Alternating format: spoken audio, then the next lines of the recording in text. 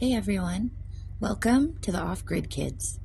This video is a short story about our family and how we got to where we are today. Homeschooling, traveling, and living off-grid. Looking back now, our interest in living off-grid really started when my husband and I were just 22. Our daughter was 2 and our son was just born. We went to look at a little piece of land. It was about 2 acres for $14,000. We had the money and my husband was ready to buy it. We were so young and with 2 tiny kids, I just couldn't picture how we'd make it work. So we didn't buy it. And honestly, I had regretted that moment for years, especially as land prices kept rising. Not long after, our landlord told us that we had to move. So instead of renting again, we used that same $14,000 to buy a truck and a trailer. We packed everything we owned into storage and decided, since I was on maternity leave, we'd take some time to travel and explore our beautiful country with our babies. Looking back, missing out on that first piece of land turned out to be a blessing in disguise. It gave us time together that we'll never forget and showed us what really mattered, being together as a family. We spent about a month and a half living on Crown land, and then we drove across Canada from Ontario all the way to Alberta. It took us 2 weeks to get there, only driving a couple hours a day, stopping wherever we found something beautiful. Everywhere we stayed was breathtaking. Mountains, forests, lakes, all for free, all Crown land. It was the most freeing time of my adult life. No bills, no deadlines, no rushing, no schedules, just us and the road. When we came home, I went back to work for a year. After years of working part-time, casual, taking any overtime I could get, I finally secured a permanent position. Then the pandemic hit. I still had my job.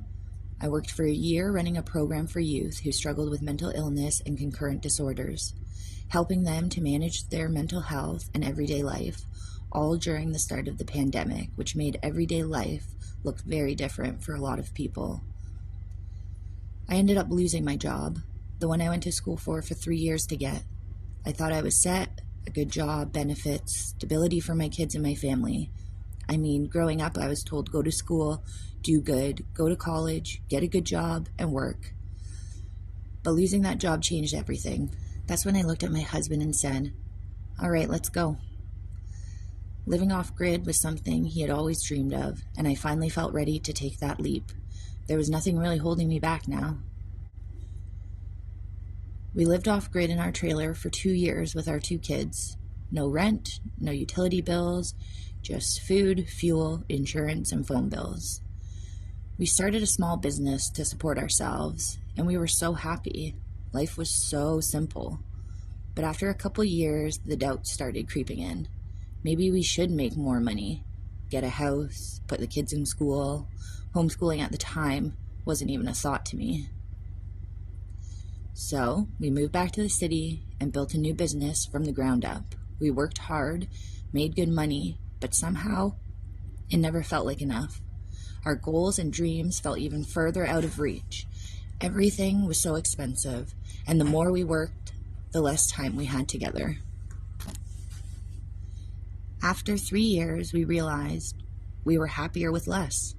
So in June of 2025, just 2.5 months after our 3rd baby was born, we packed up again. We spent the summer living off-grid in our trailer. We visited 4 different lakes, meeting amazing people, and just being together again. And now, finally, after all these years, we've bought our own piece of land, a place that we can build on, raise our kids, and live a little differently. This winter, we're staying in an off-grid Airbnb while we homeschool the kids and plan for the spring. Looking back now, I can honestly say everything that happened, even the hard stuff, led us right here. Every decision, every setback, it all happened for a reason, and it brought us to exactly where we're meant to be.